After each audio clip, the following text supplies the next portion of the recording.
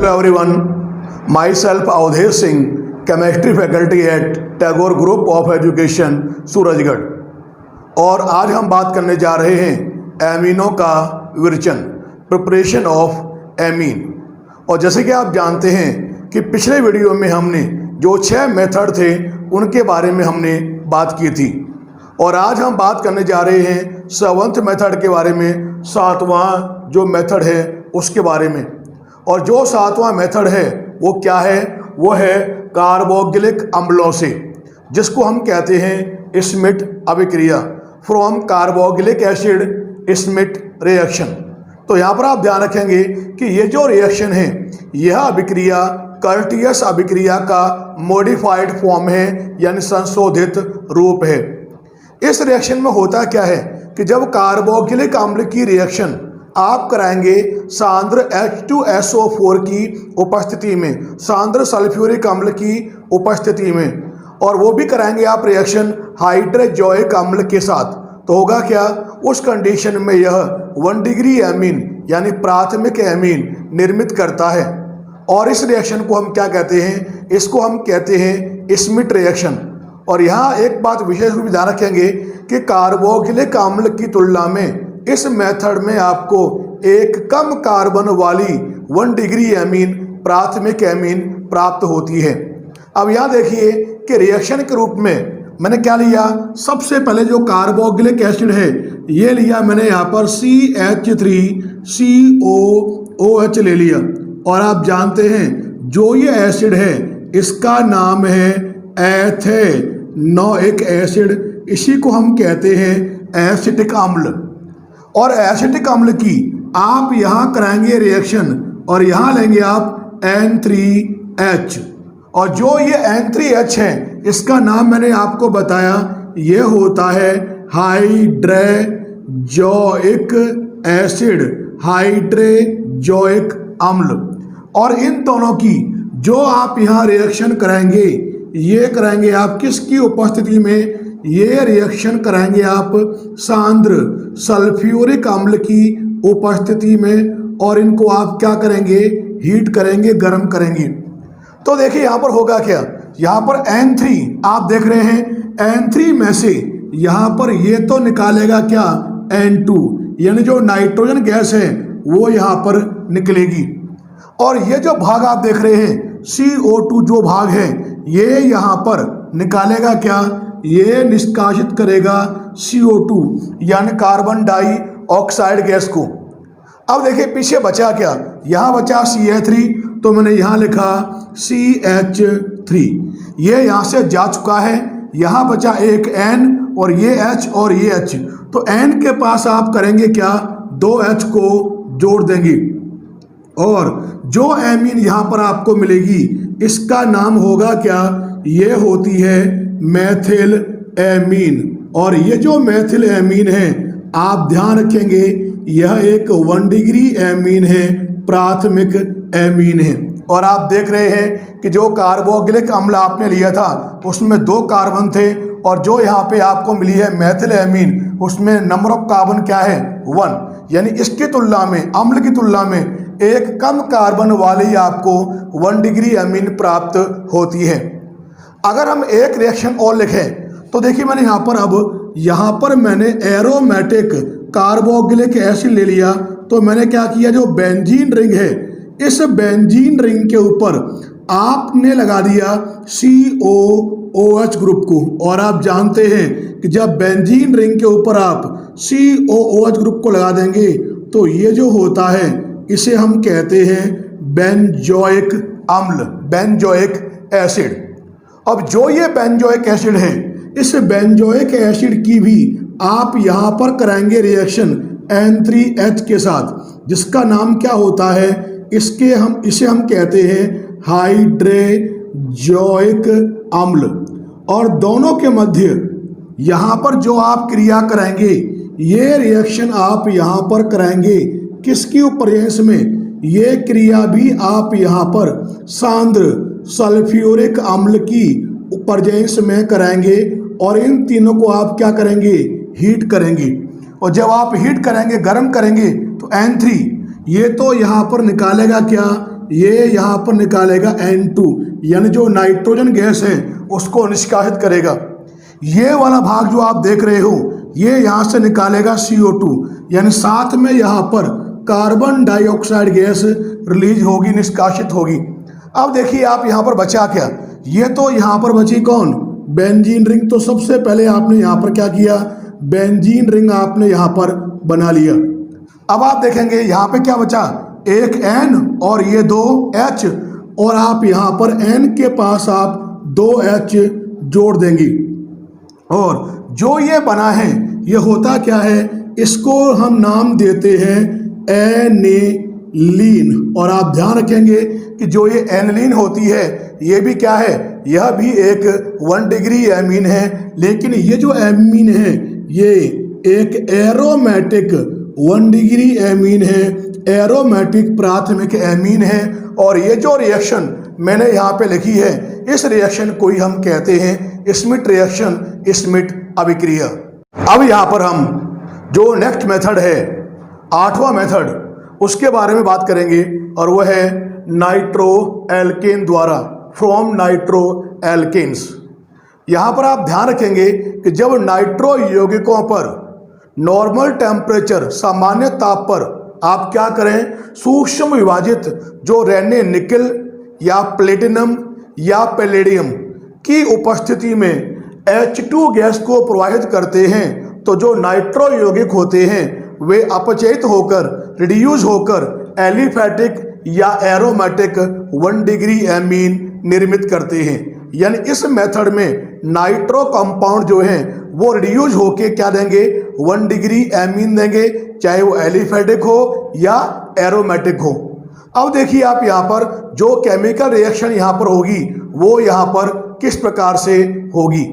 तो देखिए सबसे पहले मैंने यहाँ पर ये लिखा, यहाँ लिया आपने CH3, यहाँ लगा लिया CH2, और मैंने यहाँ नाइट्रो ग्रुप को लगा दिया N डबल बॉन्ड O, और ये हो गया कोऑर्डिनेट बॉन्ड, और ये हो गया O।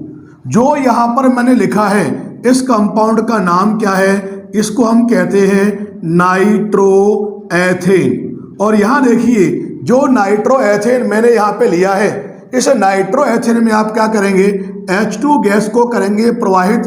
तो मैंने यहाँ लिखा प्लस और यहाँ कर दिया 3H2।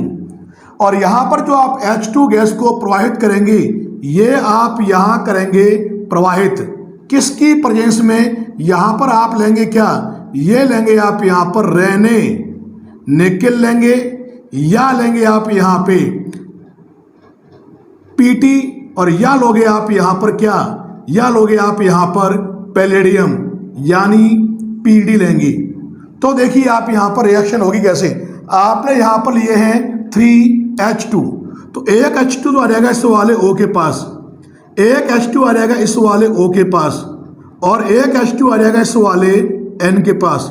और यहाँ पर आप देखेंगे कि जो H2 O के पास गए हैं वो यहाँ देखिए निकालेंगे क्या, यहाँ पर आप देखेंगे ये तो निकालेगा क्या, H2O जल का एक अणु, ये भी यहाँ पर बताओ क्या निकालेगा, H2O। यानी कुल मिलाकर आप देखेंगे कि इस रिएक्शन में 2 तो यहाँ पर निष्कासित होंगे जल के अणु, तो ये हो गया ट्वाइस H2O।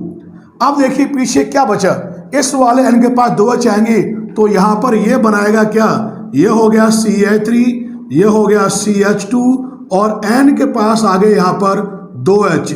और जो यहाँ आप देख रहे हैं इसका नाम क्या हो जाएगा, इसका यहाँ पर नाम हो जाएगा एथिल एमीन या एथेनामीन। और ये जो एथिल एमीन है ये किस प्रकार की एमीन है, ये यहाँ पर 1 डिग्री एमीन है, प्राइमरी एमीन है।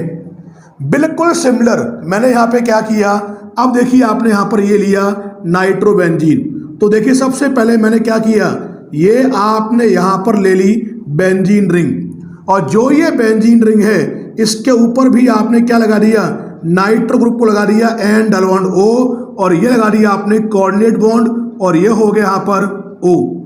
और जो कंपाउंड ये लिखा है मैंने, इस कंपाउंड को हम कहते हैं क्या है, ये कंपाउंड कहलाता है नाइट्रोबेंजीन।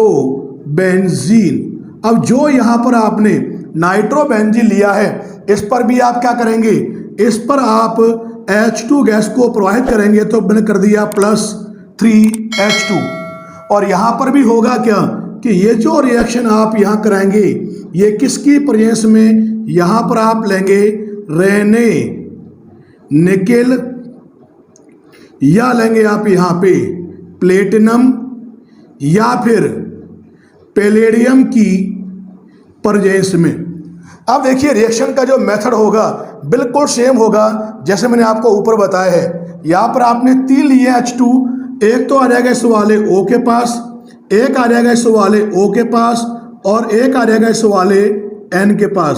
तो जो O के पास गए हैं वो तो देखिए आप यहाँ पर निकालेंगे क्या, ये यहाँ पे निकालेगा H2O वाटर मॉलिक्यूल को, ये भी यहाँ पर क्या निकालेगा H2O। तो आप देखेंगे इस रिएक्शन में होगा क्या, इस रिएक्शन में ये यहाँ पर निकालेंगे जल के 2 अणु। अब हुआ क्या, यहाँ पर जो ये N है इसके पास 2H आप जोड़ेंगे तो होगा क्या, जो बेंजीन रिंग होगी इस बेंजीन रिंग के ऊपर N जुड़ा हुआ है डायरेक्टली और N के पास 2H आ जाएंगे। और यहाँ जो आप देख रहे हो इसका यहाँ पर नाम क्या हो जाएगा, इसका यहाँ पर नाम होता है एनिलीन। और ये जो एनिलीन होती है ये क्या है, यह एक एरोमेटिक 1 डिग्री एमीन है, एरोमेटिक प्राथमिक एमीन है। तो जो मैंने यहाँ पर ये रिएक्शन लिखी है इसमें तो आपने क्या किया, जो नाइट्रो कंपाउंड थे, नाइट्रो यौगिक थे, उनका आपने करवाया अपचयन निकेल Pt या Pd की प्रेजेंस में H2 को प्रवाहित करके, और आपको मिला क्या, 1 डिग्री एमीन आपको प्राप्त होती हैं। ये जो मेथड है इसमें एक बात ध्यान रखेंगे कि जो नाइट्रो कंपाउंड होते हैं उनका रिडक्शन यानी अपचयन आप एसिडिक मीडियम में धातुओं के द्वारा भी करवा सकते हैं जिससे आपको एमीन प्राप्त होंगी। जैसे मान लीजिए यहाँ पे अगर आप एग्जाम्पल लें तो देखिए अम्लीय माध्यम में कौन कौन सी धातुएं हैं जिनसे आप करा सकते हैं अपचयन। तो देखिए सबसे पहले तो या तो लोगे आप Fe के साथ आप काम में लेंगे HCl को अपचायक के रूप में, या फिर आप यहाँ पर जिंक के साथ आप लेंगे HCl को अपचायक के रूप में, या फिर आप यहाँ पर Sn के साथ HCl को लेंगे आप अपचायक के रूप में। तो यहाँ पर आप देख रहे हैं ये तो क्या है, आपके मेटल है और HCl लिया है तो माध्यम कैसा होगा, अम्लीय। यानी कहने का अर्थ ये है कि जो मैंने यहाँ पर ये लिखे हैं इनका यूज भी, इनका उपयोग भी आप कर सकते हैं किसके रूप में, अपचायक के रूप में इनका यूज हम कर सकते हैं। तो उससे होगा क्या कि जब आप इनका आप यूज करेंगे अपचायक के रूप में तो जो नाइट्रो यौगिक होंगे वे रिड्यूज होके अपचयित होके क्या देंगी, एमीन देंगी, 1 डिग्री एमीन देंगी। तो यहाँ देखिए मान लीजिए कि रिएक्शन हम ले रहे हैं तो देखिए सबसे पहले मैंने यहाँ देखो ये ले लिया, ये आप जानते हैं कि मैंने बेंजीन रिंग के ऊपर यहाँ लगा दिया मैंने नाइट्रो ग्रुप को लगा दिया, डबल बॉन्ड O और ये आपका कोऑर्डिनेट बॉन्ड और ये O। और आप जानते हैं जो ये कंपाउंड है इस कंपाउंड का नाम क्या है, इसको हम कहते हैं नाइट्रोबेंजीन, ये इसका नाम है। क्या नाम है इसका, नाइट्रोबेंजीन। अब जो मैंने यहाँ पर ये नाइट्रोबेंजीन लिया है इसका कराएंगे आप यहाँ पर रिडक्शन, तो मैंने कर दिया यहाँ पे क्या प्लस करके 6H मैंने यहाँ पर लिखा। अब यहाँ पर आप रिड्यूसिंग एजेंट के रूप में, अपचायक के रूप में इनमें से आप कौन सा भी काम में ले सकते हैं। तो यहाँ देखिए मैंने क्या लिया, यहाँ लिया मान लिया मैंने Sn प्लस HCl ले लिया। तो होगा क्या, मेथड रहेगा सेम।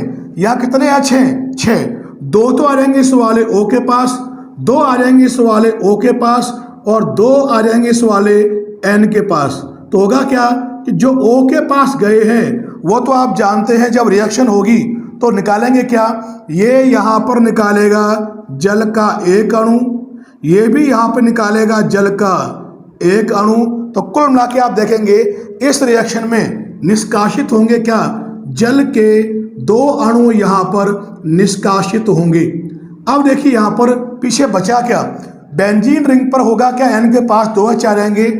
और जब आप यहाँ पर बेंजीन रिंग के ऊपर N के पास आप 2 H को जोड़ देंगे तो यहाँ जो आपको मिलेगा, आप जानते हैं ये कंपाउंड क्या होता है, एनिलीन है। और ये होता क्या है, ये होता है एक एरोमेटिक 1 डिग्री एमीन है, एरोमेटिक प्राथमिक एमीन है। अब यहाँ पर एक बात जो सबसे इंपॉर्टेंट है कि जितने मैंने यहाँ पर ये तीनों लिखे हैं, Fe+HCl, जिंक प्लस HCl या Sn+HCl, इन तीनों में आप ध्यान रखेंगे श्रेष्ठ कौन है, बेटर कौन है। तो इन तीनों में आप ध्यान रखेंगे कि Fe के साथ जब आप HCl को लेंगे तो ये क्या होगा, ये इन तीनों में बेटर होगा, श्रेष्ठ होगा। इसका कारण क्या है, रीजन क्या है, वो देखिए। होगा क्या कि Fe और HCl जब आप यहां पर लेंगे अपचायक के रूप में, तो ये दोनों आपस में रिएक्शन करके अभिक्रिया के दौरान FeCl2 को निर्मित करते हैं ड्यूरिंग रिएक्शन। और जो ये रिएक्शन के दौरान बनेगा FeCl2, ये होगा क्या, ये हाइड्रोलाइज होकर जल अपघटित होकर ये करेगा क्या, ये वहां पर HCl को ये निर्मित करेगा, यानी वहां पर HCl को ये बनाएगा। और आप जानते हैं यहां पर आपको क्या चाहिए, HCl चाहिए एक, इसीलिए क्योंकि एक तो आप ले रहे हैं और एक रिएक्शन के दौरान सेल्फ मेड है, अपने आप बन रहा है। तो यहां पर आपको इस कंडीशन में HCl की कम मात्रा, लो अमाउंट जो होगी उसकी आवश्यकता पड़ेगी। यानी लो अमाउंट यहां पर रिक्वायर्ड होगी किसकी, HCl की। किस कंडीशन में, जब आप यहां पर Fe के साथ HCl को लेंगे। तभी मैंने बताया कि इन तीनों में बेटर कौन है, Fe+HCl श्रेष्ठ अपचायक है। अब यहां पर हम विर्चन का जो 9वां मेथड है उसके बारे में बात करेंगे। और ये क्या है, ऑक्सीजन के अपचयन से रिडक्शन ऑफ ऑक्सीजन। तो यहाँ पर एक बात ध्यान रखेंगे कि जब कार्बोनिल यौगिक एल्डिहाइड या कीटोन की रिएक्शन हम कराते हैं हाइड्रोक्सिल एमीन से, तो हमें प्राप्त होते हैं ऑक्सीजन। और जो ऑक्सीजन हमें प्राप्त होंगे उनका हम करवाएंगे रिडक्शन, अपचयन, सोडियम प्लस एथेनॉल के द्वारा या लिथियम एल्यूमिनियम हाइड्राइड के द्वारा। तो एज ए प्रोडक्ट जो आपको मिलते हैं वो आपको वहां पर मिलेंगी 1 डिग्री एमीन, प्राइमरी एमीन। तो देखिए आप यहाँ पर जो केमिकल रिएक्शन होगी वो किस प्रकार से होगी। तो देखिए सबसे पहले मैंने देखिए यहाँ पर ये लिया CH3, यहाँ लिखा C डबल बॉन्ड O और मैंने यहाँ लगा दिया H। ये क्या है, यह एल्डिहाइड है जिसका नाम है एसीटल्डिहाइड। और यहाँ पर जो आपने ये एसीटल्डिहाइड लिया है इसकी रिएक्शन आप कराएंगे किसके साथ, हाइड्रोक्सिल एमीन के साथ। और यहाँ देखिए मैंने लिखा इस प्रकार से, ये होता है NH2 और मैंने यहाँ लगा दिया OH। इसका नाम आपको क्या बताया, इसका नाम है हाइड्रोक्सिल एमीन के साथ आप करवाएंगे रिएक्शन। और जब इनकी आप रिएक्शन कराएंगे तो यहाँ देखिए आपको प्राप्त होगा क्या, रिएक्शन यहाँ पर किस प्रकार से होगी। तो इसका तो ये वाला O, इसके 2 H, ये यहाँ पर आपस में रिएक्शन करके रिलीज करेंगे, निष्कासित करेंगे वाटर मॉलिक्यूल को। तो यहाँ देखेंगे आप कि जब रिएक्शन आप करवाएंगे तो ये यहाँ पर निकालेगा क्या, ये तो यहाँ से निष्कासित करेगा H2O। अब देखिए पीछे क्या बचा, कार्बन से यहाँ पर लगा हुआ कौन है, यहाँ लगा हुआ है CH3 मैथिल ग्रुप, यहाँ कौन लगा हुआ है H। अब यहाँ कार्बन और N के बीच में क्या आ जाएगा, यहाँ पर आ जाएगा डबल बॉन्ड। अब आपको पता है N के साथ यहाँ जुड़ा हुआ कौन है OH, और जो आपको मिला है ये क्या है, ये होता है ऑक्सिजन। किसका ऑक्सिजन है, एसिटाल्डिहाइड का। तो इसको हम नाम देते हैं, ये होता है एसीटल्डोऑक्सिजन। और जो यहाँ पे एसिटल्डोऑक्सिजन आपको मिला है, इसका अब हम कराएंगे रिडक्शन इनमें से किसी के भी द्वारा। तो देखिए अगला स्टेप मैंने यहाँ लिया, जो वहाँ पर आपको ऑक्सिजन प्राप्त हुआ है उसको आप यहाँ पर लिखेंगे। ये लिख दिया आपने इस प्रकार से, यहाँ लगा दिया आपने डबल बॉन्ड N, और N से लगा हुआ कौन है यहाँ पर, OH। ये आपको यहाँ पर ऑक्सीजन प्राप्त हुआ है। अब जो यहाँ पर आपको ऑक्सीजन प्राप्त हुआ है इसका कराएंगे आप रिडक्शन। तो प्लस कर दिया आपने यहाँ पे क्या, 4H। अब यहाँ देखिए, जो आप इस रिएक्शन में जो रिड्यूसिंग एजेंट आप काम मिलेंगे वो क्या काम मिलेंगे, या तो लेंगे आप यहाँ पर काम में किसको, सोडियम के साथ आप लेंगे एथेनॉल को एज रिड्यूसिंग एजेंट, या फिर आप यहाँ पर काम में लेंगे किसको, लिथियम एल्यूमिनियम हाइड्राइड को। अब यहाँ देखिए जो रिएक्शन होगी वो यहाँ पर किस प्रकार से होगी। तो यहाँ आपने कितने H लिए हैं, यहाँ पर आपने लिए हैं 4H। तो देखो होगा क्या, एक आप लिखेंगे OH के पास, एक लिखेंगे इस वाले कार्बन के पास, और दो लिखेंगे आप इस वाले N के पास। तो देखिए आप कुल मिला के 4H काम में आ गए। अब जब यहाँ रिएक्शन होगी तो देखिए यहाँ पर होगा क्या, ये बॉन्ड तो यहाँ से आप ब्रेक करेंगे, और जब इस बॉन्ड को आप यहाँ से ब्रेक करेंगे तो आप देखेंगे कि ये तो यहाँ पर निकालेगा क्या, ये तो निकालेगा H2O। तो इस रिएक्शन में ये तो यहाँ पर निकालेगा, रिलीज करेगा वाटर मॉलिक्यूल को। अब देखिए पीछे क्या बचा, ये हो जाएगा CH3, ये हो जाएगा CH2 सिंगल बॉन्ड NH2, और क्या मिला आपको यहाँ पर, ये तो है CH3। यहाँ ये कार्बन है, अगला कार्बन के पास एक H पहले से है, एक H और आ गया, तो ये हो गया CH2। ये क्या हो जाएगा यहाँ पर सिंगल बॉन्ड, और जो ये N है इसके पास यहाँ पर क्या आ जाएंगे, 2H आ जाएंगे, और जो ये बना है ये हो जाएगा, देखिए नाम क्या होगा इसका, एथेनामीन। ये इसका नाम हो जाएगा, जिसको हम बोलते हैं क्या है, एथिल एमीन कहते हैं। और ये किस प्रकार की एमीन है, यह एक 1 डिग्री यानी प्राइमरी एमीन है, प्राथमिक एमीन है। अब यहाँ देखिए हम क्या करेंगे, अब यहाँ पे हम लेंगे एसीटोऑक्सिम यानी एसीटोन का ऑक्सिम। तो देखिए जब आप यहाँ पर एसीटोऑक्सिम लेंगे तो देखो ये लिखा आपने यहाँ पर C डबल बॉन्ड O, यहाँ पर लगा दिया आपने क्या, यहाँ लगा देंगे आप क्या CH3, और यहाँ पर लगा देंगे CH3। जो स्ट्रक्चर मैंने यहाँ पे लिखी है ये होता है एसीटोन। तो इसमें अंतर क्या है कि जहाँ पर H है वहाँ पे केवल क्या रहेगा, CH3, और इसकी रिएक्शन आप कराएंगे हाइड्रोक्सिल एमीन से। तो लास्ट में जो मिलेगा आप देखेंगे ये हो जाएगा, यहाँ पर इसकी जगह पर आप लगा देंगे क्या N, और यहाँ पर हो जाएगा OH। यानी एसीटोन की क्रिया जब आप हाइड्रोक्सिल एमीन से कराएंगे तो यहाँ पर जो आपको मिलेगा यह हो जाएगा एसीटोन का ऑक्सिम, और ये जो ऑक्सिम है इसे हम कहते हैं एसीटोऑक्सिम कहते हैं। अब यहाँ पर जो ये एसीटोऑक्सिम लिया है इसका भी अगर आप यहाँ पर करवाएं क्या, रिडक्शन 4H लेकर, अब यहाँ पर भी जो रिएक्शन आप कराएंगे तो यहाँ पर आप जो काम मिलेंगे रिड्यूसिंग एजेंट, क्या काम मिलेंगे, या तो लोगे आप किसको, सोडियम प्लस एथेनॉल को आप यहाँ पर काम मिलेंगे, और या फिर आप यहाँ पर काम मिलेंगे किसको, LiAlH4 लिथियम एल्यूमिनियम हाइड्राइड को। तो रिएक्शन का जो मेथड है सेम रहेगा जैसे मैंने ऊपर लिखा है। कितने H लिए आपने यहाँ पर 4, एक लिखा आपने यहाँ पर, 2 आ जाएंगे इस वाले N के पास, और एक आ जाएगा इस वाले कार्बन के पास। तो जब आप रिएक्शन कराएंगे तो देखिए यहाँ पर होगा क्या, यहाँ पर आप देखेंगे ये बॉन्ड ब्रेक होगा यहाँ से, और जब आप ब्रेक करेंगे तो होगा क्या, तो आप देखेंगे ये तो यहाँ पे निकालेगा H2O। तो इस रिएक्शन में भी आप देखेंगे कि ये वाटर मॉलिक्यूल को, जल के अणु को यहाँ से निष्कासित करेगा। अब देखिए पीछे बचा क्या, CH3, ये हो जाएगा CH, ये CH3 सिंगल बॉन्ड हो जाएगा, और ये हो जाएगा NH2। क्या बना देखिए, कार्बन कार्बन से देखिए यहाँ पर आपने क्या लगा रखे हैं, यहाँ पर लगे हुए हैं 2 मैथिल ग्रुप।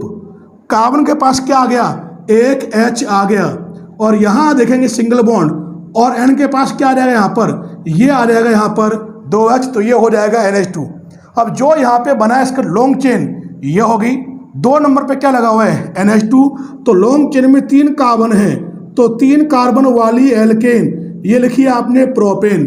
प्रोपेन का आपने यहाँ से E हटा दिया, और 2 नंबर पे क्या जोड़ेंगे आप, यहाँ पर NH2 लगा हुआ है, तो ये हो जाएगा प्रोपेन 2 एमीन हो जाएगा। और आप देख रहे हैं कि प्रोपेन 2 एमीन में कौन सा ग्रुप है, NH2। N के पास 2H है, तो यहाँ पर जो आपको प्राप्त होगी एमीन, ये भी कौन सी होगी, ये भी यहाँ पर 1 डिग्री एमीन, प्राथमिक एमीन प्राप्त होगी।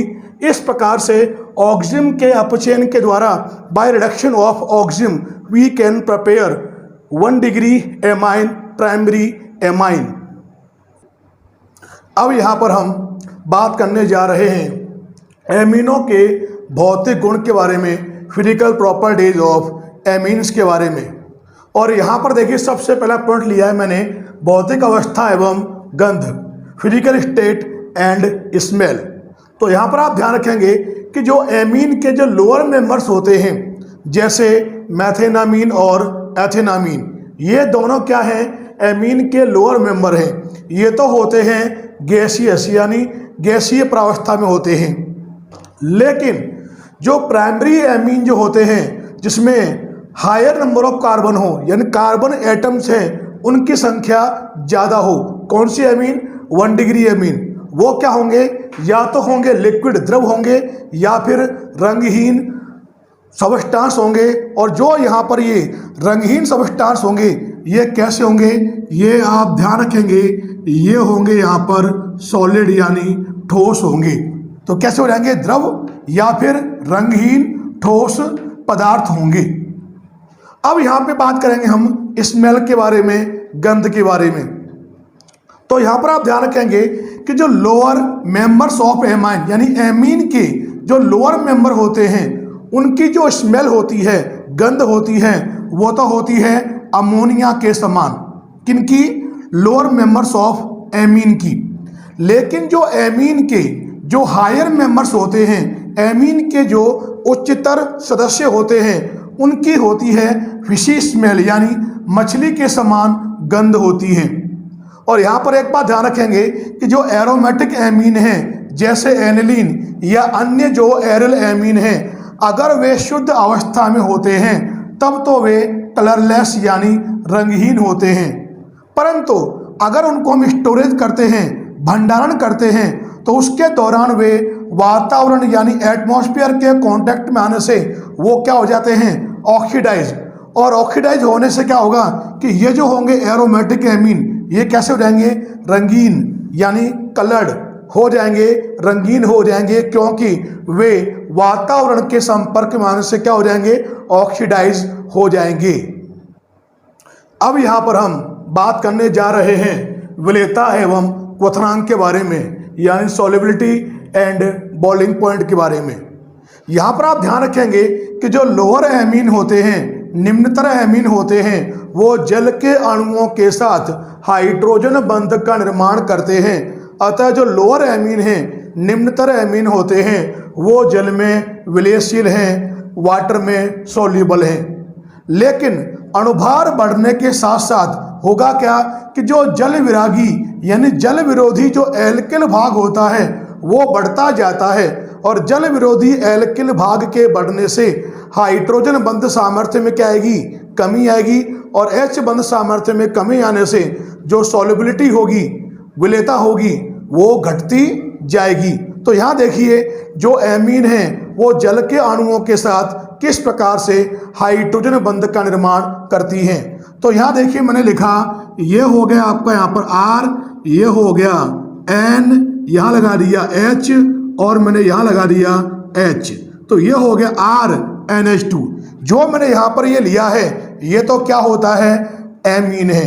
अब यहाँ पे लेंगे आप जल का अणु, तो देखिए मैंने यहाँ लिखा H, ये हो गया O, और ये हो गया H। ये लिया आपने यहाँ पर जल का अणु। अब वापस लिया आपने यहाँ पे एमीन, क्या लिखा आपने वापस, आर यहाँ लगा दिया, एन यहाँ लगा हुआ है, एच और ये भी क्या है यहाँ पर एच, ये लिया एमीन। फिर वापस अगर आप चाहें तो लिखेंगे आप जल का अणु। तो यहाँ पर आप देखेंगे कि जो एमीन है वो जल के अणुओं के साथ किस प्रकार से एच बंध का निर्माण करेगी। तो यहाँ देखेंगे ये एच इस वाले O के साथ एच बंध का निर्माण करेगा। कैसे, एच आ गया दो इलेक्ट्रोनेगेटिव एटम के बीच में, यहाँ पर भी ये एच इस वाले N के साथ क्या करेगा, एच बंध का निर्माण करेगा। क्यों, क्योंकि यहाँ पर भी एच आ गया दो इलेक्ट्रोनेगेटिव एटम के बीच में। सेम प्रोसेस चलेगा आगे और सेम प्रोसेस चलेगा पीछे।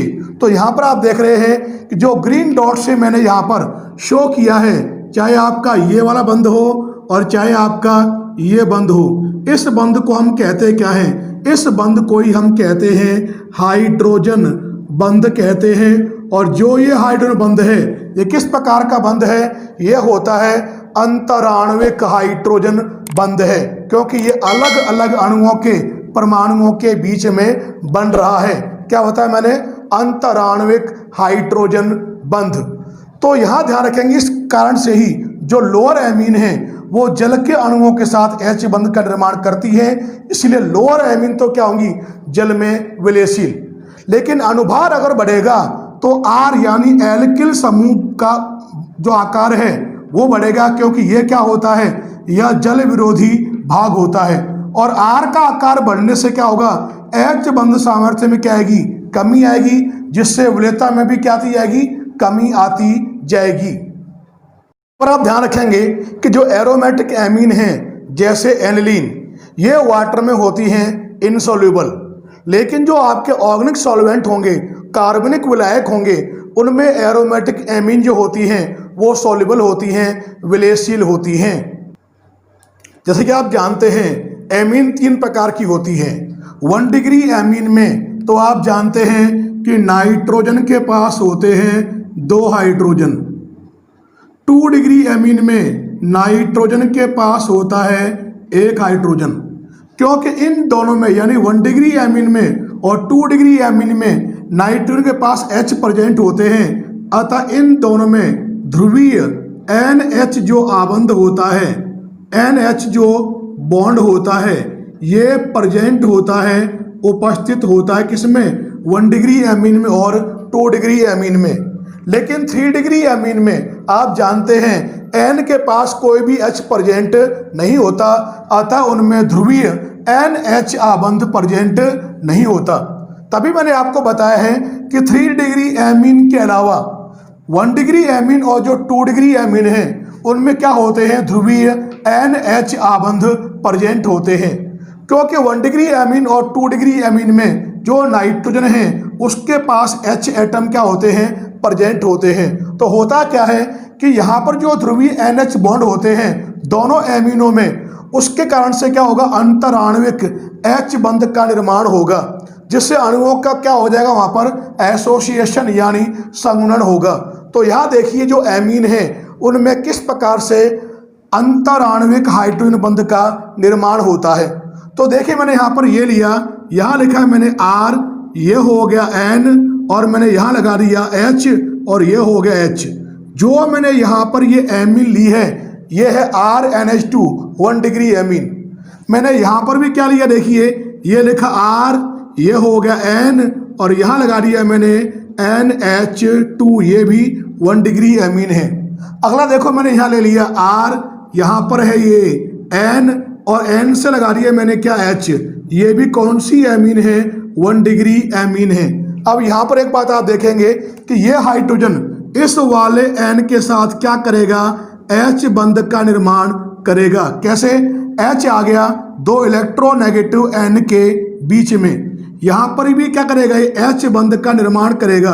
क्यों, क्योंकि यहाँ पर भी हाइड्रोजन आ गया 2 अधिक इलेक्ट्रोनेगेटिव नाइट्रोजन के बीच में। तो होगा क्या कि जो एमीन के जो अणु होंगे वो एक के बाद एक लगातार H बंध के द्वारा जुड़ते जाएंगे, और जो ये प्रोसेस होगा इस प्रोसेस को हम क्या बोलते हैं, मॉलिक्यूलर एसोसिएशन कहते हैं। और आप यहाँ ध्यान रखेंगे कि जो ये बंध बनेगा ये बंध हो और चाहे आपका ये बंध हो, ये H बंध यहाँ पर बन रहा है अलग अलग अणुओं के परमाणुओं के बीच में, और इस प्रकार का जो H बंध होता है उसको हम कहते हैं क्या है, वो कहलाता है अंतराण्विक। यानी कहने का अर्थ यह है इंटर मोलेकुलर अंतराण्विक हाइड्रोजन बंध कहलाएगा, जिससे होगा क्या कि जो एमीन जो होंगी वो एक के बाद एक लगातार जुड़ती जाएंगी, और जो ये प्रोसेस होगा ये कहलाता है आणविक संगुणन। जैसे कि आप जानते हैं एमीन 3 प्रकार की हैं, 1 डिग्री एमीन, 2 डिग्री एमीन और 3 डिग्री एमीन। जो 1 डिग्री एमीन होती हैं उसमें आप जानते हैं N के पास 2 H एटम प्रेजेंट होते हैं। 2 डिग्री एमीन में N के पास 1 H एटम प्रेजेंट होता है, और 3 डिग्री एमीन में N यानी नाइट्रोजन पर H एब्सेंट होता है, N के पास अनुपस्थित होता है हाइड्रोजन 3 डिग्री एमीन में। तो कहने का अर्थ यह है कि 1 डिग्री एमीन और 2 डिग्री एमीन तो निर्माण करते हैं किसका, H बंध का। 3 डिग्री एमीन H बंध का निर्माण नहीं करती क्योंकि नाइट्रोजन पर हाइड्रोजन की अनुपस्थिति होती है। और फिर आप जानते हैं क्योंकि 1 डिग्री एमीन में N के पास क्या होते हैं, 2 H एटम प्रेजेंट होते हैं, अतः यहाँ पर आप ध्यान रखेंगे कि जो हाइड्रोजन बंध होंगे वो क्या होंगे, अधिक होंगे किसमें, 1 डिग्री एमीन में। अगर आप यहाँ पर समावयवी एमीनों के क्वथनांक के क्रम के बारे में बात करें तो यहाँ पर आप ध्यान रखेंगे कि जो 1 डिग्री एमीन है उनमें N के पास 2 H हैं, तो इसमें अधिक H बंध बनेंगे, तो सबसे ज़्यादा बॉइलिंग पॉइंट हो जाएगा 1 डिग्री एमीन का। 2 डिग्री एमीन में N के पास 1 H प्रेजेंट होता है, तो ये 1 डिग्री एमीन की तुलना में कम H बंध का निर्माण करेगा। अब 3 डिग्री एमीन में H अनुपस्थित होता है, अतः इसमें हाइड्रोजन बंध का निर्माण नहीं होगा।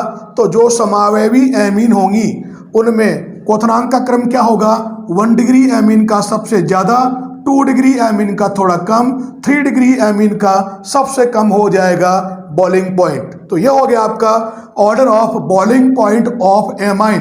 कौन सी एमाइन, आइसोमेरिक एमाइन। अब यहाँ देखिए मैंने एक एग्जाम्पल लिया है, एग्जाम्पल में आप देख रहे हैं मैंने यहाँ पर लिया है मोलेकुलर फार्मूला, यानी मैंने यहाँ लिया अणुसूत्र C3H9 और N। इस अणुसूत्र के अनुसार मैंने यहाँ पर 3 एमीन लिखी हैं। यह है प्रोपेन 1 एमीन, जो कैसी एमीन है, 1 डिग्री एमीन। यह देखेंगे आप, ये क्या है, 2 डिग्री एमीन, नाम क्या है इसका, N मैथिल एथेनामीन। यह है NN डाई मैथिल मैथेनामीन। यह कौन सी एमीन है, 3 डिग्री एमीन। अगर आप इनके बॉइलिंग पॉइंट के बारे में बात करें तो इनका तीनों का अणुसूत्र क्या है, सेम है, यानी प्रत्येक में 3 कार्बन है, 9 हाइड्रोजन है और एक क्या है, नाइट्रोजन। तो ये तीनों एमीन ही कैसी हैं, ये तीनों के तीनों आइसोमेरिक यानी समावयवी एमीन हैं। तो यहाँ पर आप ध्यान रखेंगे कि इन तीनों में सबसे ज़्यादा जो बॉइलिंग पॉइंट होगा वो होगा किसका, 1 डिग्री एमीन का। इसका है 323 केल्विन। थोड़ा कम किसका हो जाएगा, थोड़ा कम हो जाएगा यहाँ पर N मैथिल एथेनामीन का, जो 2 डिग्री एमीन है, इसका बॉइलिंग पॉइंट है 307 केल्विन। और सबसे कम जो बॉइलिंग पॉइंट होगा वो होगा 3 डिग्री एमीन का। इसका बॉइलिंग पॉइंट का मान कितना है, 276 केल्विन है। तो यहाँ पर आप ध्यान रखेंगे ये आइसोमेरिक जो एमीन है उसके बॉइलिंग पॉइंट का क्रम सबसे ज़्यादा प्राइमरी एमीन का, थोड़ा कम 2 डिग्री एमीन का, और सबसे कम होगा यहाँ पर 3 डिग्री एमीन का। अब यहाँ पर हम एक इम्पोर्टेंट क्वेश्चन है जिसके बारे में हम बात करेंगे। क्वेश्चन क्या है कि समतुल्य आणविक द्रव्यमान वाले एमीन व एल्कोहल में से किसका क्वथनांक अधिक है और क्यों। यानी एमीन और एल्कोहल में हम कंपेयर कर रहे हैं, वो भी कौन से, जिनका जो मॉलिक्यूलर मास है, आणविक द्रव्यमान क्या लगभग समान है। तो यहाँ पर एक बात आप जानते हैं कि जो एमीन है, एमीन होती क्या है, जिनमें NH बंध क्या होता है, प्रेजेंट होता है। यानी कहने का अर्थ यह है कि जो एमीन है उनमें जो ध्रुवीय बंध होगा वो कौन सा होता है, N सिंगल बॉन्ड H। लेकिन दूसरी तरफ जो एल्कोहल होते हैं उनमें जो ध्रुवीय बंध होता है वो होता है O सिंगल बॉन्ड H बंध उपस्थित होता है ध्रुवीय बंध किसमें, एल्कोहल में। और एक बात आप जानते हैं कि जो इलेक्ट्रोनेगेटिविटी है जिसको हम कहते हैं विद्युत ऋणता, इलेक्ट्रोनेगेटिविटी, यहाँ पर आप ध्यान रखेंगे कि जो नाइट्रोजन होता है इसकी जो इलेक्ट्रोनेगेटिविटी होती है वो तो होती है 3.0, यानी यहाँ पर जो नाइट्रोजन है इसकी इलेक्ट्रोनेगेटिविटी का जो मान है वो तो है 3.0, लेकिन यहाँ पर जो ऑक्सीजन होता है इसकी जो इलेक्ट्रोनेगेटिविटी होती है वो होती है 3.5। यानी कहने का अर्थ यह है कि यहाँ पर जो O है मैंने अभी बताया कि इसकी इलेक्ट्रोनेगेटिविटी का मान है 3.5। तो नाइट्रोजन की तुलना में जो ऑक्सीजन है वो क्या है, अधिक इलेक्ट्रोनेगेटिव है। इसका सीधा अर्थ यह है कि इस बंध की तुलना में एल्कोहल का जो ये बंध होगा जो आप देख रहे हैं OH बंध, ये क्या होगा, अधिक ध्रुवीय होगा। यानी एमीन के NH बंध की तुलना में एल्कोहल का OH बंध क्या हो जाएगा, अधिक ध्रुवीय होगा। और इस बंध के अधिक ध्रुवीय होने के कारण क्या होगा कि जो एल्कोहल है वो क्या करेंगे, वे अधिक प्रबल अंतराण्विक, अधिक प्रबल अंतराण्विक हाइड्रोजन बंध का निर्माण करेंगे एमीन की तुलना में। यानी एमीन की तुलना में एल्कोहल में जो H बंध होंगे, अंतराण्विक H बंध, ये क्या होंगे, प्रबल होंगे। इसीलिए यहाँ पर आप ध्यान रखेंगे कि एमीन से अगर आप तुलना करते हैं एल्कोहल की, तो एल्कोहल के जो बॉइलिंग पॉइंट के जो मान होंगे वो क्या हो जाएंगे, उच्च हो जाएंगे, अधिक हो जाएंगे। इसलिए हम कहते हैं कि एमीन और एल्कोहल में जो एल्कोहल होंगे इनके बॉइलिंग पॉइंट के मान अधिक होंगे, क्वथनांक के मान अधिक हो जाएंगे एमीन की तुलना में, क्योंकि एल्कोहल में अधिक ध्रुवीय OH बंध प्रेजेंट होता है। क्योंकि नाइट्रोजन की तुलना में जो ऑक्सीजन है इसकी इलेक्ट्रोनेगेटिविटी अधिक है और इस बंध के अधिक ध्रुवीय होने से यह अधिक प्रबल अंतराण्विक H बंध का निर्माण करेगा। इसीलिए जो एल्कोहल के जो बॉइलिंग पॉइंट के मान हैं, क्वथनांक के मान हैं, वो एमीन की तुलना में अधिक हो जाएंगे। ये इसका आंसर है। इस प्रकार से हमने बात की यहाँ पर जो एमीन हैं उनके फिजिकल प्रॉपर्टीज, भौतिक गुण धर्म के बारे में। धन्यवाद।